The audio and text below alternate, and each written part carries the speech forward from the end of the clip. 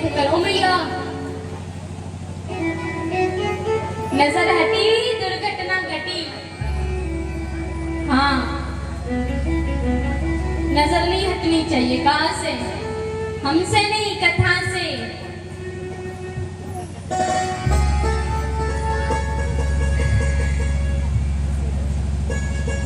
कथा से ध्यान नहीं भटकना चाहिए।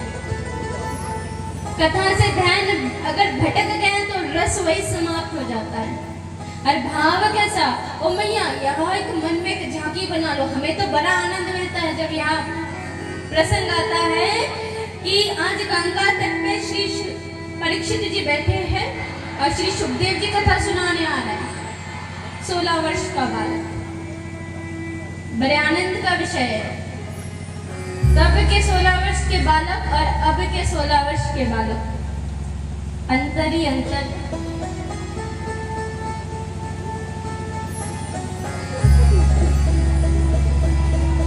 परीक्षित जी महाराज को देखकर श्री सुखदेव जी महाराज उस और आने लगे। शास्त्र में वर्णन आता है कि श्री सुखदेव जी महाराज जब आ रहे थे तो उन्हें देखकर समस्त स्त्रियां, बच्चे सब एकदम देखते रह गए। क्यों? कहते श्री सुखदेव जी महाराज के ब्रह्मचर्य का तेज उनके सर्व अंग से प्रवाहित हो रहा था। एक रौनक सजने संवरने से मिल जाती है और एक रौनक ब्रह्मचर्य के तेज से प्राप्त होती है।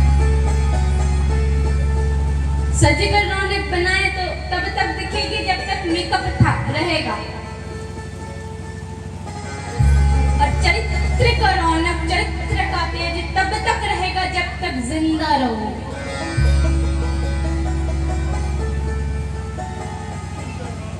यह प्रमाण है भागवत।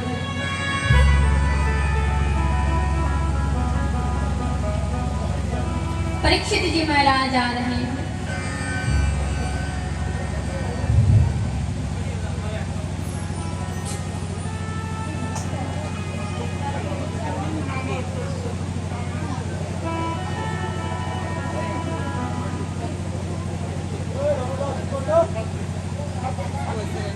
श्री राधे।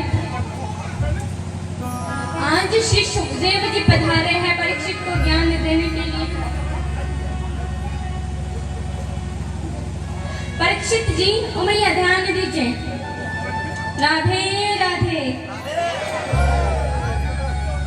परीक्षित जी को कथा सुनाने श्री सुखदेव जी पधारे हैं। श्री सुखदेव जी को देखकर समस्त वैष्णव जन, साधु संत अपने स्थान को छोड़कर खड़े हो गए। आज महर्षि पराशर, उनके पुत्र वेदव्यास जी, समस्त सप्त ऋषि मंडल सब खड़े हो गए और परीक्षित श्री सुखदेव जी के स्वागत करके उन्हें एक उच्च आसन पर बिठाते हैं। उन्हें उच्च आसन पर बिठाकर कहते हैं, सबसे पहले उनका चरण वंदन करते हैं। चरण वंदन करने के पश्चात वही प्रश्न परीक्षित श्री सुखदेव जी से करते हैं। यत्र परीक्षामि ससिद्धन्त न योगिनं परम गुरुं पुरुषस्य यथाकार्यं थमानस्य सर्वथा। जिस प्राणी को पता है, जिस जीव को पता है कि अगले ही क्षण में उसकी मृत्यु हो जाएगी, उस व्यक्ति को, उस जीव को क्या करना चाहिए? अब से कथा प्रारंभ होती है। तो शास्त्र में कहते हैं कि इस प्रकार परीक्षित ने इतना सुंदर प्रश्न किया। श्री सुखदेव जी मुस्कुरा देते हैं। श्री सुखदेव जी जैसे ही मुस्कुराते हैं तो परीक्षित कहते हैं, महाराज आपको हंसी आती है हमारे बात पे, आपको मजाक लगता है हमारा बात? तो सुखदेव जी कहते हैं, परीक्षित तुम्हारी बातें इतनी माधुर्यमय है, तुम्हारी बातों में इतना ज्ञान है कि आज मुझे वास्तव में मेरे योग्य का एक शिष्य मिला, इसीलिए मैं मन ही मन आनंदित हो रहा हूँ। आज सबसे पहले श्री सुखदेव जी मंगलाचरण करते हैं। शास्त्र में 3 मंगलाचरण का वर्णन है। सबसे पहला मंगलाचरण जो व्यास जी कथा करते हैं वो सबसे पहले मंगलाचरण करते हैं। तत्पश्चात श्री वेदव्यास जी जब कथा लिख रहे थे तब उन्होंने मंगलाचरण किया। जन्मदस्य यतन्वदितरताश्च चतुष्विद्य सराट तेन ब्रह्म हृदय आदि का विमंत्रित सुरायः तेजो वरिमृदा यथा विनिमयत्र त्रिस्वर्गमृषा धाम्ना सवेन सदनिरस्ते को हुकम सत्यम परम धीमहि। कहते हैं कि ये जो मंगलाचरण है इसमें श्री सुखदेव जी ने वर्णन किया कि वेदव्यास जी इस मंगलाचरण के द्वारा संसार को समझा रहे हैं कि इस पूरे संसार में केवल सत्य ही परम पूजनीय है, सत्य ही भगवान का रूप है, सत्य ही स्वयं श्री गोविंद है। जिन्होंने अपने जीवन में सत्य का धारण किया मानो परमात्मा उसके साथ उसके पास है। इस प्रकार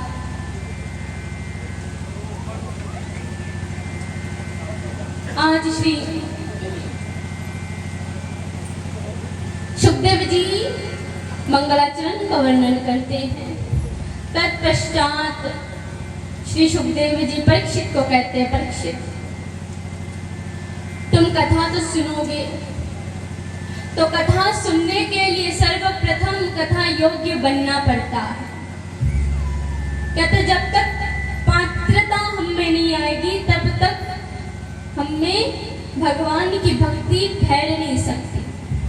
यदि कोई पात्र अंदर से पात्र में छेद है और उस पात्र में यदि गंगा का जल डाला जाए तो जल रहेगा नहीं। सबसे पहले पात्र कैसा है वो देखना पड़ता है। पात्र अनुसार उसमें वस्तु रखे जाते हैं। तो कृष्ण कथा के लिए सबसे पहले पात्रता होनी चाहिए। 7 दिवस की कथा में चौथे दिन विश्राम से पहले कृष्ण जन्म की कथा आती है।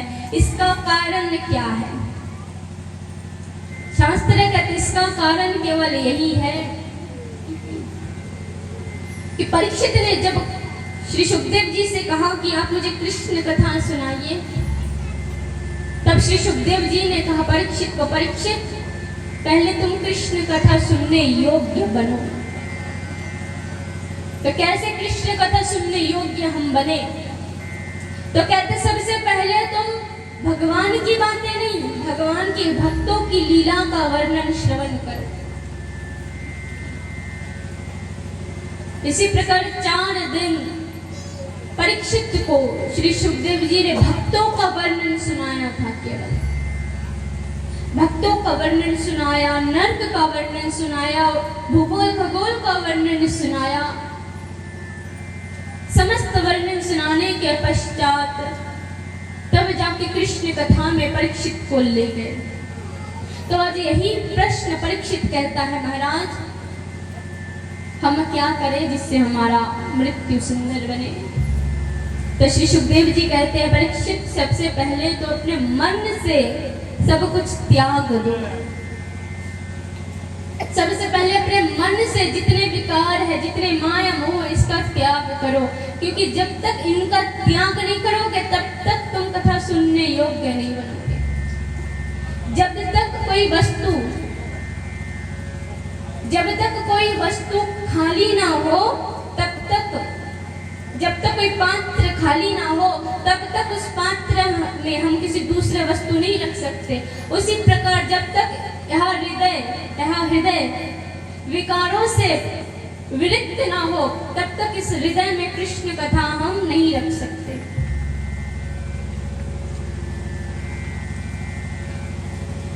तब तक इस हृदय में कृष्ण कथा हम नहीं रख सकते। तो कहते सबसे पहले विकारों का त्याग करो, वैराग्य भाव लाओ। परीक्षित को कहते हैं श्री सुखदेव जी।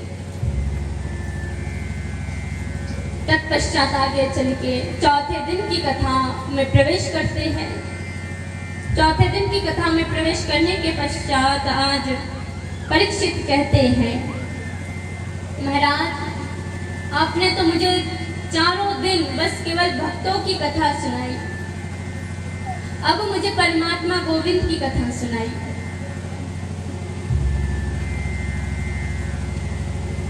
तो आज श्री सुखदेव जी परीक्षित को कृष्ण कथा सुनाते हुए कहते हैं, परीक्षित हमारे भगवान का अवतार केवल साधुओं का परित्राण करने के लिए हुआ है, दुष्टों का नाश करने के लिए होता है। तो भगवान दुष्टों का नाश करने के लिए उन्होंने अवतार लिया।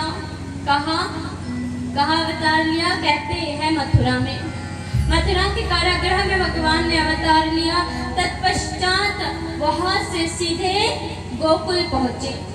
गोकुल में भगवान ने लीलाएं की, वहां से वृंदावन आए। वृंदावन में भगवान ने लीलाएं की, वहां से मथुरा आए। मथुरा में भगवान ने लीला की, वहां से द्वारिका आए। द्वारिका में भगवान ने लीला की, वहां से सीधे चले गए हस्तिनापुर में। हस्तिनापुर में भगवान ने लीला की, फिर चले आए द्वारिका में। अंत समय में भगवान सब कुछ त्याग कर परम धाम को चले गए। कहिए राधे राधे। लीजिए कथा तो हो गई। परीक्षित से कहते हैं श्री सुखदेव जी, परीक्षित कथा हो गई।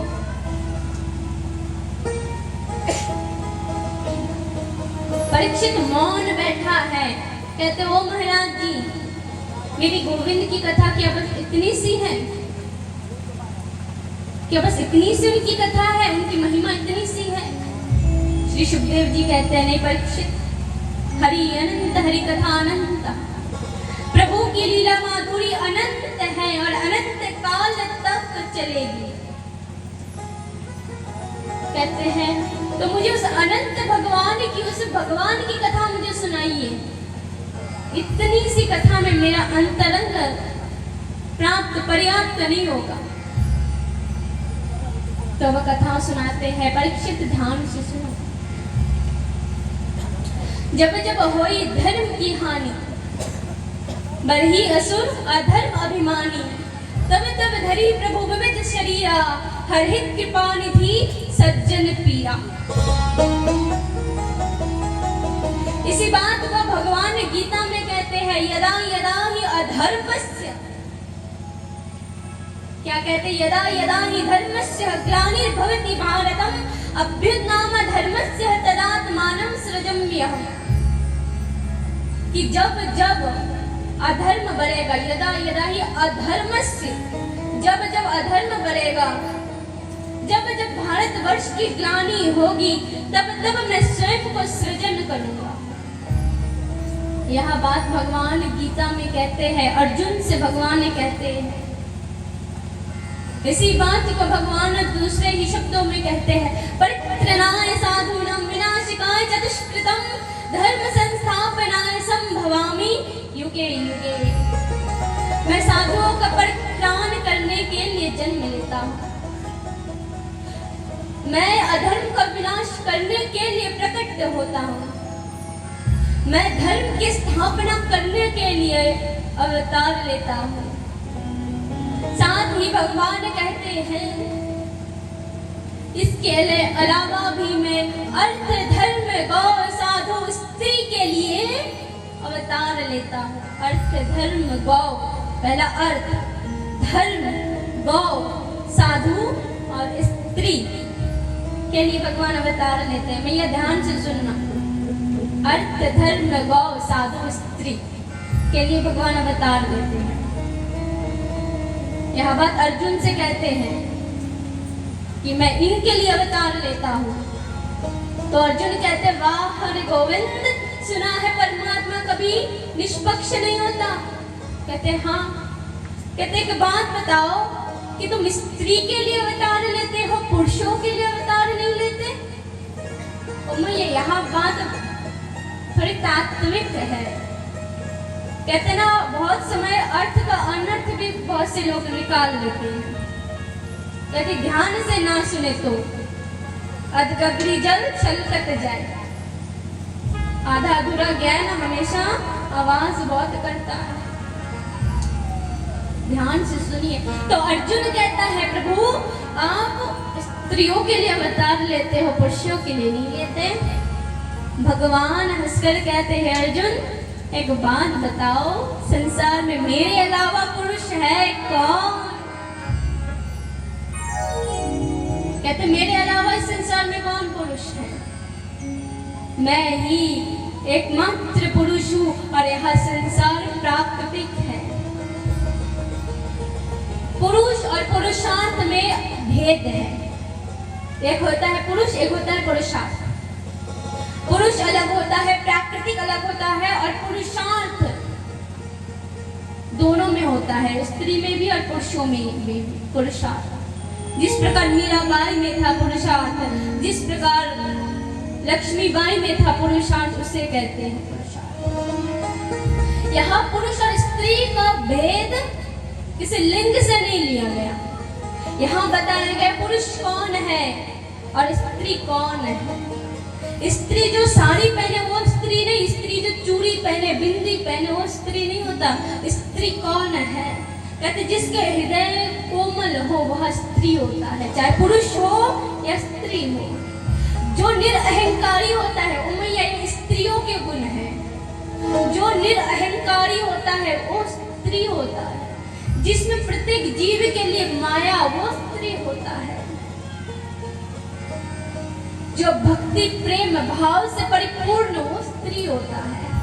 अब ये जिसमें भी, और ये जो कलाएं हैं ना ये प्रत्येक जीव में है, भगवान ने प्रत्येक जीव में दिया है। इसलिए भगवान कहते हैं समस्त संसार प्राकृतिक है, पुरुष तुम में बस अकेला हो। भगवान का तात्पर्य किसी शरीर से नहीं, उम्र आत्मा से लिया गया है। भगवान कभी रूप रंग देह शरीर ऊंची नीची ये नहीं देखते, भगवान केवल आत्मा देखते हैं।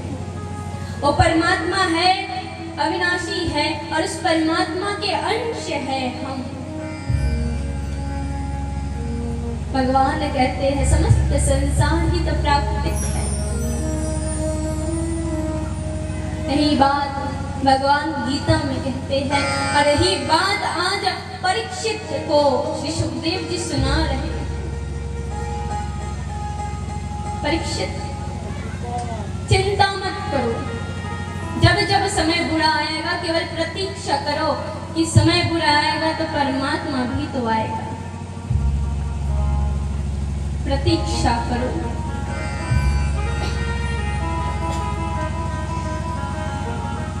तो आज परीक्षित को कथा सुनाते हैं। इसी प्रकार एक बार इतनी मात्रा में अधर्म करा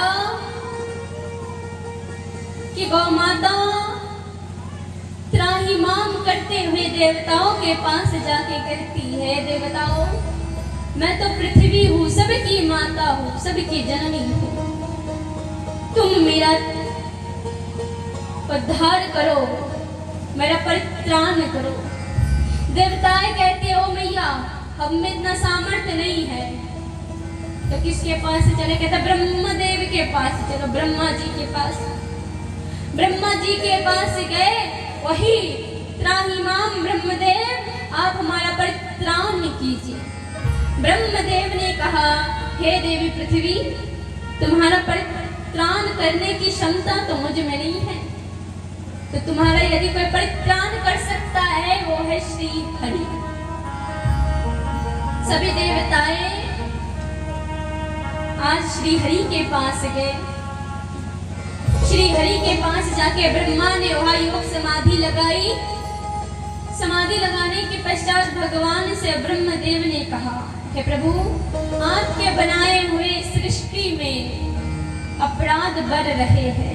आज स्वयं पृथ्वी देवी त्राहिमाम करते हुए आपके शरण में आई है, आप कृपया इनका उद्धार कीजिए। श्री हरि पृथ्वी से कहती है ओ पृथ्वी मैया इतने दिन पीड़ा सही हो तो कुछ दिन और सह लो, बहुत जल्द मेरा विस्तार होने वाला है।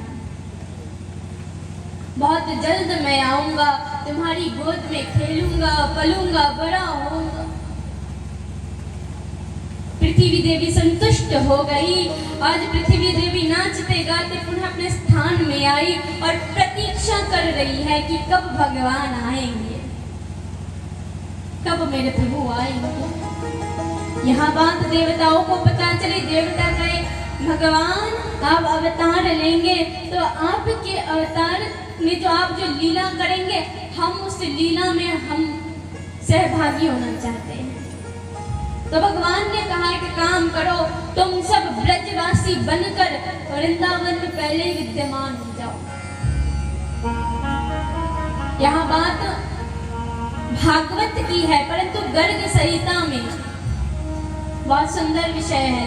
गर्ग संहिता में गर्गाचार्य जी जो सुदामा जी के ससुर जी है, गर्ग संहिता में गर्गाचार्य जी कहते हैं कि जब भगवान का अवतार होने का समय आया था तब ब्रह्म विष्णु महेश वैकुंठ में गए थे कृष्ण से मिलने।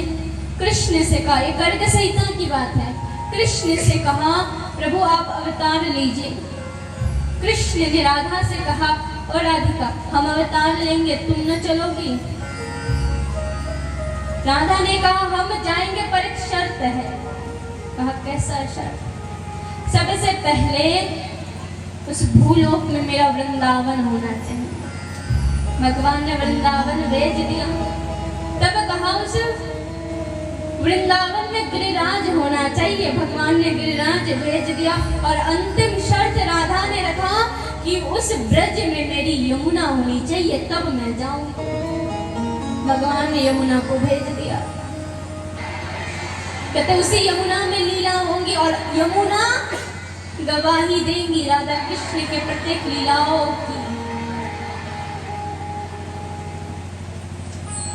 पृथ्वी देवी प्रसन्न, समस्त देवगण पहले तो वृंदावन पहुंच गए धरती लोक में। पहले वृंदावन नहीं था, भगवान ने स्वर्ग से भेजा, इसलिए तो वृंदावन की इतनी महिमा है। पहले वृंदावन भेजा, गिरिराज पर्वत भेजा, तत्पश्चात यमुना भेजी। अब भगवान अवतार लेंगे। भगवान ने योग माया को बुलाया, योग माया से कहा मेरा अवतार होगा और मैं जन्म लेते ही, मेरा प्रकट होते ही मैं लीला करना आरंभ कर दूंगा और इस लीला में तुम सहभागी होंगे। योग माया को पहले से निर्धारित कर रखा। योग माया प्रतीक्षा में है। दूसरी ओर भूलोक में, धरती लोक में यदुवंश का वर्णन करते हैं कि यदुवंश कहाँ से आया है, जिस वंश में कृष्ण का जन्म हुआ। कहिए राधे राधे। कहते हैं सबसे पहले भगवान के नाभि कमल से ब्रह्मा का प्रकट्य हुआ। ब्रह्मा का पुत्र हुआ अत्रि, अत्रि का विवाह हुआ अनसुईया से, तो अत्रि और अनसुईया का एक पुत्र हुआ चंद्रमा। चंद्रमा का विवाह हुआ तारा से, एक पुत्र हुआ बुध। बुध का विवाह हुआ इला से, एक पुत्र हुआ पुरुरवा। पुरुरवा का पुत्र हुआ नहुष और नहुष का पुत्र हुआ ययाति। ययाति के दो विवाह हुए। पहला विवाह हुआ शुक्राचार्य, दैत्य गुरु शुक्राचार्य की पुत्री शर्मिष्ठा से। दूसरा विवाह हुआ दिव्यानी से, दो दैत्यराज की पुत्री दिव्यानी से। शर्मिष्ठा से पुत्र हुआ यदु और दिव्यानी से पुत्र हुआ पुरु। दिव्यानी ययाति का जो पुरुपुत्र हुआ, इस पुरुपुत्र में आगे चल के महाराज कुरु हुए। इसी वंश में आगे चल के महाराज शांतनु हुए। महाराज शांतनु का विवाह हुआ गंगा से, एक पुत्र हुआ भगीरथ। भगीरथ एक पुत्र हुआ देवव्रत। इसी का नाम आगे चल के नाम पड़ा भीष्म। दूसरा विवाह हुआ महाराज शांतनु का सत्यवती से। यहाँ सत्यवती वही मत्स्यगंधा है, वेदव्यास जी की मैया। सत्यवती से विवाह हुआ, दो पुत्र हुए। आगे चल के इसी वंश में विचित्रवीर और चित्रांगद दो पुत्र हुए। आगे चल के इसी वंश में महाराज पांडु हुए और धृतराष्ट्र हुआ। धृतराष्ट्र के 100 पुत्र हुए और पांडु के केवल 5 पुत्र हुए। 5 पुत्र, 3 पुत्र हुए कुंती से। पहला पुत्र हुआ युधिष्ठिर जो धर्म का पुत्र था। दूसरा पुत्र हुआ भीम जो पवन देव का पुत्र था। तीसरा पुत्र था अर्जुन जो इंद्र का पुत्र था। और 2 पुत्र हुआ माद्री से, सहदेव और नकुल। यह 2 पुत्र अश्विनी कुमार के मंत्र से हुआ। इसी प्रकार 5 पांडव हुए। 5 पांडव में से एक पांडव का नाम था अर्जुन जो इंद्र पुत्र था। अर्जुन का विवाह हुआ कृष्ण की बहन सुभद्रा से। एक पुत्र हुआ अभिमन्यु। अभिमन्यु का विवाह हुआ काशी नरेश की पुत्री उत्तरा से। अभिमन्यु का विवाह उत्तरा से हुआ और उसके पुत्र हुआ परीक्षित। और ये परीक्षित कोई और नहीं, यही श्रापित परीक्षित है। ध्यान से सुनना, यही श्रापित परीक्षित जिसे 7 दिवस की कथा सुनाई जा रही है। इसी परीक्षित का पुत्र हुआ जन्मेजय जिन्होंने सर्वश्रेष्ठ यज्ञ किए। इस यज्ञ को किसने रोका था? आस्तिक मुनि ने, जिसके कारण अभी भी कहीं सांप दिखता है तो दुहाई आस्तिक मुनि का नाम लिया जाता है। आगे चलकर अब ये तो हुए पुरुवंश की कथा, शर्मिष्ठा और ययाति के वंश की कथा। आगे चलकर दिव्यानी और ययाति के वंश का वर्णन होता है। इस वंश में महाराज यदु हुए। इस यदु वंश आगे चल के 2 वंशों में विभाजित हुआ, एक भोज्य वंश, एक यदु वंश। भोज्य वंश में महाराज देवसेन हुए और उग्रसेन हुए। उग्रसेन से कंस हुआ और देवसेन से देवकी। और यदु वंश में आगे चल के वसुदेव जी के पिता सूरसेन हुए। सूरसेन का विवाह हुआ मारिया से और इसी सूरसेन और मारिया का पुत्र हुआ वसुदेव। और इसी सूरसेन की पुत्री थी कुंती, जिसे कुंती भोज को देने के बाद नाम पड़ा था कुंती। पहले नाम प्रथा था, जब सूरसेन के पास था तब प्रथा नाम रखा। तो सूरसेन का मित्र था कुंती भोज, जिसका कोई संतान नहीं था। कुंती भोज को दे दिया प्रथा को, तो नाम कुंती रख दिया। इधर वसुदेव जी के परम मित्र हुए कंस। परम मित्र कंस हुए। एक एक कर देवसेन की जितनी कन्याएं थी सबका विवाह हो गया, बस देवकी बची थी। अब देवकी का विवाह किससे कराए, सब बड़ी चिंता में है। तो कंस ने कहा मेरा एक मित्र है वसुदेव, उनसे करा लीजिए, अपन से करा दीजिए अपनी बहन का विवाह। कहा कैसा है? कहते वसुदेव जी कैसे थे? कहते हैं सत्यवान, धनवान, निष्ठावान, रूपवान, ज्ञानवान, वाणीवान, सब गुण उनमें थे। सबने देखा वास्तव में वसुदेव जैसा पात्र नहीं मिल सकता अपनी देवकी के लिए।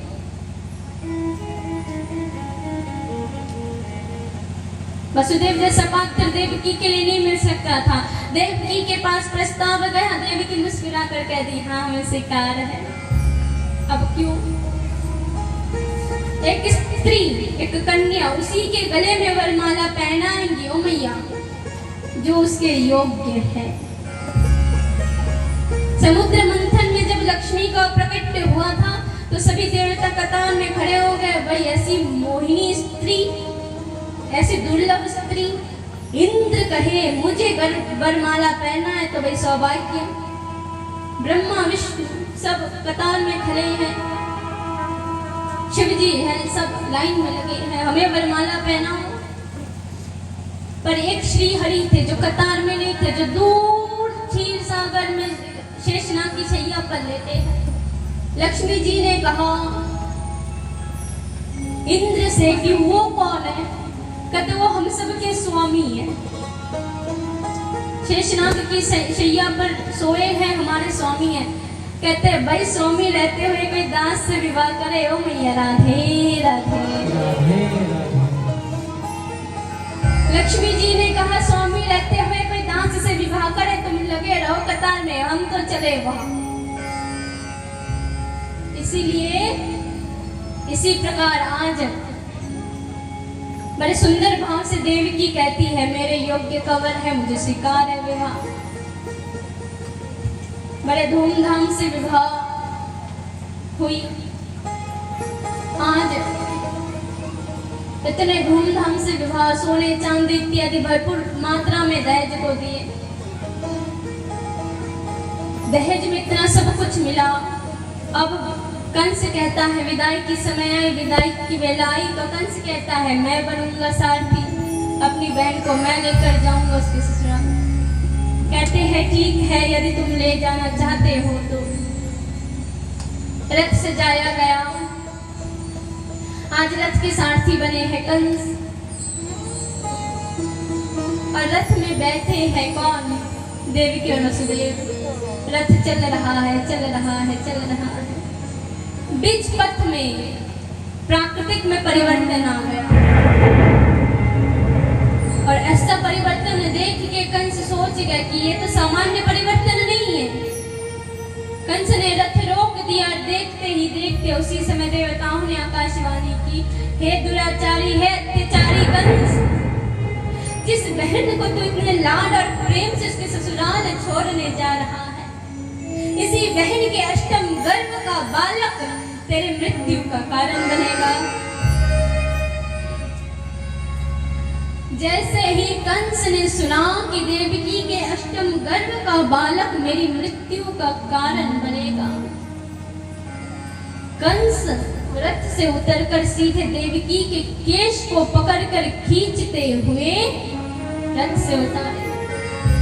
जैसे ही तलवार निकाली, अभी देवकी का वध कर देंगे, वसुदेव जी सामने आकर खड़े हो गए, महाराज आप अपनी बहन की हत्या मत कीजिए। क्यों? कहता आप भोज्य वंश के नरेश हैं, आपकी कीर्ति, आपकी यश में दाग लगेगा यदि आपने एक नवविवाहित स्त्री का वध कर दिया। मैं वसुदेव, जिसकी कीर्ति समस्त दिशाओं में व्यक्त है कि मैं सत्यवादी हूँ, मैं आज आपको वचन देता हूँ कि देवकी के गर्भ से जितनी भी संतानों का जन्म होगा, मैं समस्त संतान आपको सौंप दूंगा। कंस कहता है कि हमें तुम्हारी बात पे विश्वास है। आज कंस देवकी और वसुदेव को पुनः उसके ससुराल छोड़कर घर आते हैं। देखते ही देखते एक वर्ष बीत जाता है। एक वर्ष बीतने के बाद सबसे पहले देवकी अपने प्रथम पुत्र को जन्म देती है और बड़े प्यार से नाम रखती है कीर्तिमान। नाम है कीर्तिमान।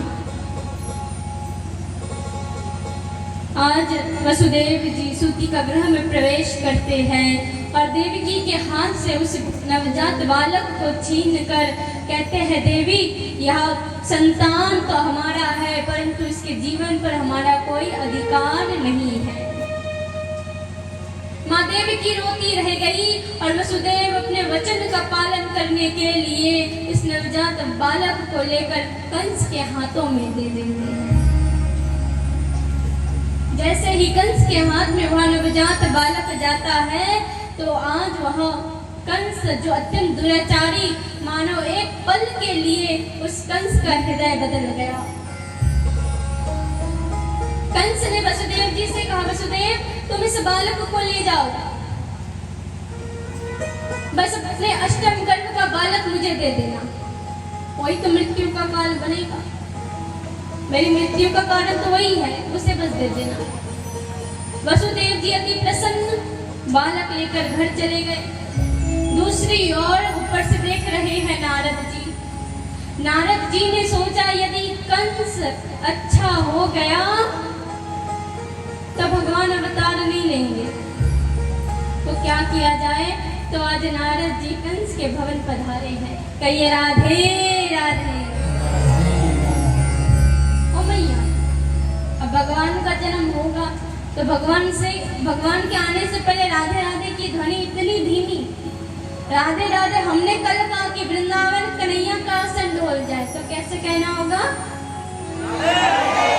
और एक बार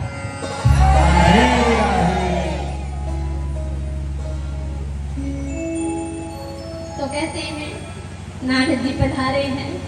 नारद जी को देखकर कंस कहते हैं भाई प्रणाम नारद जी, क्या बात है आप आए। नारद जी कहते हैं कंस क्या क्या घटनाएं चल रही है, अब हम सुनकर सहन भी तो नहीं कर सकते, हमें आना तो पड़ेगा। कहते क्यों? कहते अरे कंस हमने सुना है तुम्हारी बहन देवकी के अष्टम गर्भ का बालक तुम्हारे मृत्यु का कारण बनेगा। कहते हाँ नारद जी सही सुना है।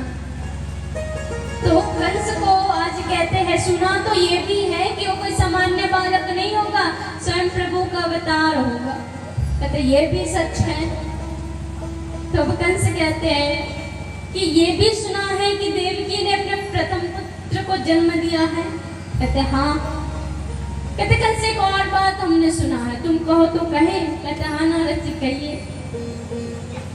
कहते हैं सुना है वसुदेव जी पुत्र को लाए थे, तुमने वापस भेज दिया, कहा अष्टम पुत्र को देंगे बस। कहते हैं हाँ नारद जी अष्टम पुत्र ही तो कारण बनेगा मृत्यु का, बस उसे देने से हो जाएगा। नारद कहते अरे कंस तुम बड़े भोले भाले हो, तुम बड़े सीधे साधे हो। अरे देवता इतने चालाक और चतुर है, तुम्हें क्या बताए। देवताओं ने कहा था अष्टम पुत्र, ओ मैया अब नीचे से ऊपर वाला अष्टम या ऊपर से नीचे वाला अष्टम, ये तो नहीं कहा था कि यदि नीचे से गिना जाए, पहले से गिना जाए तो 8वां अष्टम है, और यदि ऊपर से गिना जाए लास्ट से एकदम पीछे से गिना जाए तो पहला अष्टम हुआ। नारद जी ने कहा बात तो सही कही आपने देवता, अब गड़बड़ ना कर दे। नारद जी ने कहा बजाओ अगर वही भगवान का बता रही हुआ तो। कहते बात तो सही है। नारद जी ने लगाई आग, अब चले अपने धाम को। नारद जी का स्वभाव कहते हैं ब्रज भाषा में जिसकी वाणी कभी रद्द नहीं होती वो नारद है। जो नर को ज्ञान दे वो नारद है। शास्त्र कहते हैं आगे चलकर कंस ने सैनिक भिजवा दिए, जाओ जाकर देव की वसुदेव को भी पकड़ के लाओ और उसके संतान को भी। सैनिक गए, देव के वसुदेव के हाथों में हथकड़ी लगाकर खींचते हुए लाए, कारागार में डाल दिया और उस नवजात बालक को छीन कर पत्थर पे पटक कर उसके प्राणों को हर लेते हैं कंस। एक एक कर कंस ने 6 पुत्रों की हत्या कर दी। अब भगवान लीला आरंभ होगी।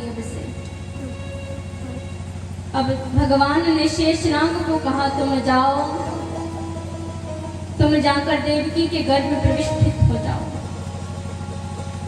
आज गए, शेषनाग स्वयं गए और आज देवकी के गर्भ में प्रविष्ट हो गए। कुछ समय पूर्व योग माया से कहा कि अब आप जाकर उस देवकी माता के गर्भ से उस बीज को, उस बच्चे को, शेषनाग को संकर्षण करके रोहिणी की माता के गर्भ में प्रविष्टित कर दीजिए। योग माया आई और उस गर्भ से उस बालक का संकर्षण खींच कर उसे रोहिणी माता के गर्भ में प्रविष्टित कर दिया। अब भगवान कहते हैं कि अब मेरे आने का समय हो गया। इधर देवकी माता का गर्भ नष्ट हो गया। बात तो कंस को पता चली। कंस ने सोचा भगवान के आने की तो तैयारी हो चुकी है, भगवान ने अभी से लीला करना शुरू कर दिया। अब अष्टम गर्भ में कौन? स्वयं भगवान आएंगे, श्री हरि आएंगे अवतार लेकर। आज देवकी के गर्भ में कहते हैं भगवान जिस गर्भ में आते हैं तो भगवान तो गर्भ के भीतर प्रवेश नहीं करते, सबसे पहले वायु गर्भ का धारण होता है। देवकी मैया ने वायु गर्भ का धारण किया है। आज समस्त देवताएं कारागार में आते हैं, देवकी माता के गर्भ की स्तुति करने आज मानो ब्रह्म विष्णु महेश पधारे हैं, समस्त देवता पधारे हैं, ऋषि मंडल नक्षत्र सब पधारे हैं और आज कंस का कारागार मानो मंदिर सा चमकने लगा है। आज समस्त देवता ऋषि गंधर्व इत्यादि बाल गर्भ की स्तुति करने लगा है। पिताएं कारागार में आके गर्भ की स्तुति करती है। गर्भ की स्तुति करने के पश्चात समस्त देवताएं अपने धाम को चले जाते हैं। अब समय आता है भगवान के आने का, बड़ा अनोखा समय। कहते हैं भादों का महीना था, रोहिणी नक्षत्र, अष्टमी तिथि, दिन बुधवार, रात्र के ठीक 12 बजे भगवान का प्रकट होता है। कहिए बाल गोपाल की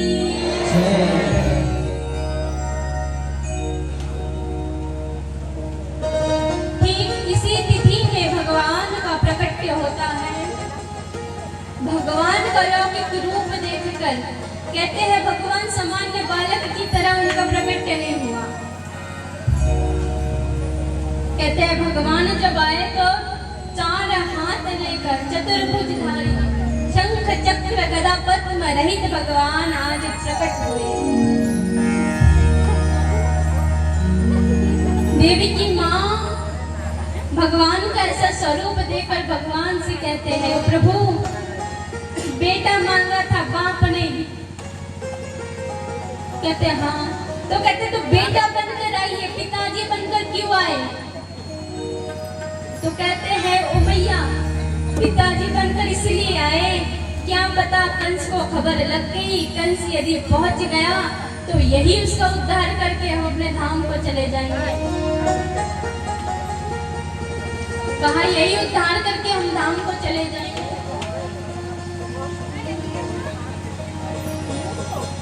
यही उद्धार करके हम उस धाम को चले जाएंगे। पर देवी की माँ कहती नहीं भगवान हमें पुत्र चाहिए, आप सामान्य पुत्र की भांति आइए, वही 2 हाथ 2 पैर बस। तो भगवान कहते चलो ठीक है हम पुत्र बनकर आएंगे, पर याद रखिएगा पुत्र बनकर आए तो हमारी सुरक्षा आपको करनी पड़ेगी। देवकी ने कहा ठीक है करेंगे, पर आप पुत्र बनकर आएंगे। उसी समय भगवान ने अपने 2 हाथ 2 भुजाएं गायब कर दी, सामान्य बालक जैसे हो गए। अब सोच में पड़ गए कि क्या करे, कैसे बचाए। तो भगवान कहते हैं वसुदेव जी से, वसुदेव जी यदि आप चाहते हैं कि मैं सुरक्षित रहूं तो मुझे यहाँ से सीधे नंदगांव पहुंचा दीजिए, यहाँ से मुझे सीधे गोकुल में पहुंचा दीजिए।